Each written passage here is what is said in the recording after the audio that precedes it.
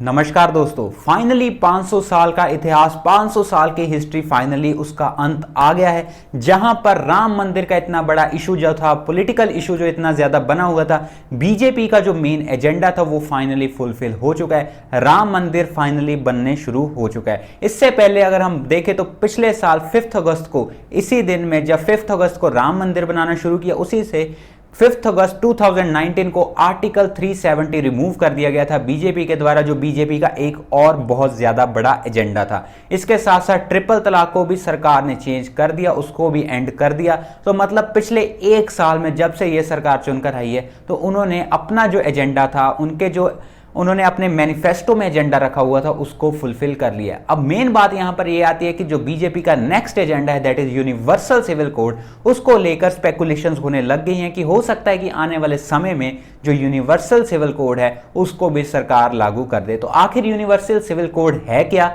ये हमारी कंट्री के लिए क्यों इतना ज्यादा मैटर करता है, तो आज की वीडियो में हम डिस्कस करने जा रहे हैं, क्योंकि इसको लेकर काफी ज्यादा स्पेकुलेशंस होनी शुरू हो चुकी हैं कि हो सकता है कि आने वाले दिनों में जो सरकार है वो यूनिवर्सल सिविल कोड को भी हमारी कंट्री में लागू कर देगी। तो आखिर क्या है ये चीज, आइए देखते हैं।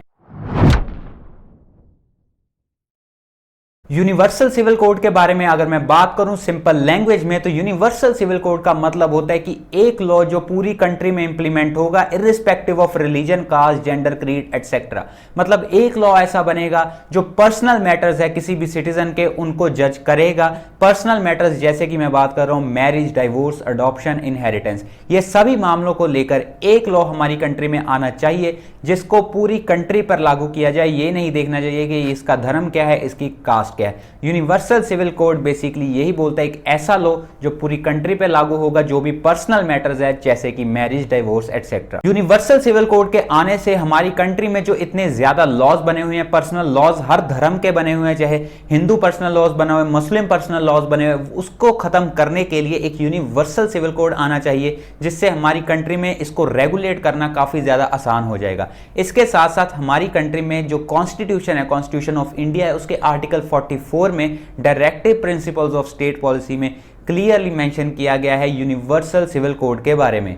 अब मेन बात यहां पर यह आती है कि अगर कॉन्स्टिट्यूशन में मेंशन किया हुआ था तो अभी तक हमारी कंट्री में इसको लागू क्यों नहीं किया गया। देखिए, यूनिवर्सल सिविल कोड जो है उसको directive principles of state policy में रखा गया है। मतलब directive principles of state policy वो चीज होती है जो हमें आने वाले समय में एक कंट्री में कैसे कंट्री को रूल करना है, कैसे लॉज बनाने हैं, उसका एक रास्ता बताता है, ना कि ये बताता है कि उसको अभी से इंप्लीमेंट कर देना चाहिए। जैसे कि फंडामेंटल राइट्स है, अगर उसकी वायलेशन होती है तो हम उसके लिए कोर्ट में जा सकते हैं, लेकिन वहीं पर जो directive principles of state policy है, अगर उसकी वायलेशन होती है, उसको इंप्लीमेंट नहीं किया जाता, तो उसके लिए हम कोर्ट में नहीं जा सकते। तो मतलब directive principles of state policy जो है वो एक तरह से हमें रास्ता दिखाते हैं कि आने वाले समय में कैसे एक कंट्री को पावर में आकर रूल करना है और कैसे लॉज फ्रेम करने हैं। वहीं पर जो फंडामेंटल राइट्स हैं वो एक तरह से ऑब्लिगेशन होते हैं सरकार को कि वो हर एक सिटीजन को देने ही देने होंगे।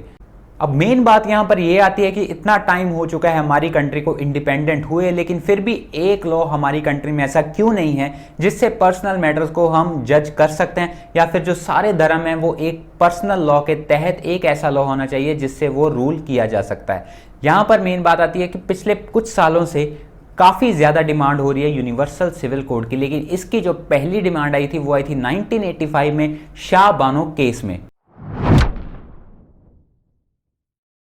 शाह बानो एक मुस्लिम लेडी थी जिसको उसके पति ने लगभग 40 साल शादी के बाद उसको डाइवोर्स दे दिया था, जिसके लिए वो सुप्रीम कोर्ट गई। सुप्रीम कोर्ट में जाकर उसने मेंटेनेंस चार्जेस मांगे, मतलब 40 साल बाद उसको डाइवोर्स दे दिया थ्रू ट्रिपल तलाक। ट्रिपल तलाक के बाद वो मुस्लिम लेडी सुप्रीम कोर्ट गई। सुप्रीम कोर्ट में जाकर उसने अपनी आवाज़ उठाई कि उसको मेंटेनेंस चार्जेस देने चाहिए, लेकिन सुप्रीम कोर्ट ने उस समय ये बोला कि यहाँ पर ये एक यूनिवर्सल सिविल कोड नहीं है, कॉमन सिविल कोड नहीं है। तो इसकी वजह से ये जो सारा यूनिवर्सल सिविल कोड का मामला था उस समय से काफ़ी ज़्यादा हाइप इसको लेकर उठने लग गई थी। 1985 शाह बानो केस एक ऐसा माइलस्टोन है हमारी कंट्री में जहाँ पर यूनिवर्सल सिविल कोड को लेकर आवाज़ उठने लग गई थी। इस समय जो हमारी कंट्री में लॉस चल रहे हैं जिससे पर्सनल मैटर्स को जज किया जाता है, उसको बेसिकली 4 कैटेगरीज में डिवाइड किया हुआ है। और उसमें लगभग हर जो रिलीजन है उसके पर्सनल लॉज जो हैं वो अलग हैं।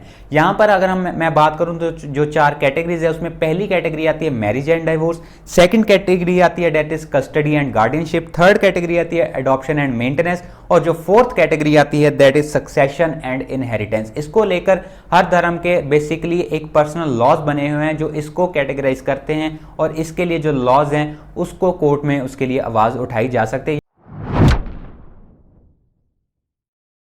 यहां पर अगर मैं हिंदू पर्सनल लॉज के बारे में बात करूं तो हिंदू पर्सनल लॉज में बेसिकली 4 लॉज आते हैं, जिसमें पहला आता है हिंदू मैरिज एक्ट, सेकंड आता है Hindu minority rights act, third आता है हिंदू सक्सेशन एक्ट, और फोर्थ जो आता है that is Hindu adoption and maintenance act. और इसमें यहां पर मैं ये भी बताना चाहता हूं कि जो हिंदू पर्सनल लॉज हैं इसमें जो और धर्म आते हैं, जो और रिलीजन आते हैं, हिंदू पर्सनल लॉज में ही आते हैं सिख्स, जैन और बुद्धिस्ट, और इसके अलावा पारसीज भी इसी हिंदू पर्सनल लॉज में आते हैं। तो बेसिकली अगर मैं बात करूं तो हमारी कंट्री में हिंदू पर्सनल लॉज अलग हैं और मुस्लिम पर्सनल लॉज अलग हैं, जिसकी वजह से हमारी कंट्री में आज तक एक यूनिवर्सल सिविल कोड नहीं आया। अब इस चीज को लेकर काफी ज्यादा आवाज उठती है कि ये जो पूरे अलग से पर्सनल लॉज बनाए गए हैं, मुस्लिम्स का अलग से है, इससे हमारी कंट्री में जो सेकुलर वैल्यूज है उसको हार्म होता है। गोवा एक ऐसी हमारी कंट्री में स्टेट है जहां पर यूनिवर्सल सिविल कोड है। ये आप सबके लिए काफ़ी ज़्यादा हेल्पफुल होगा अगर आप किसी एग्जाम के लिए प्रेपरेशन कर रहे हैं।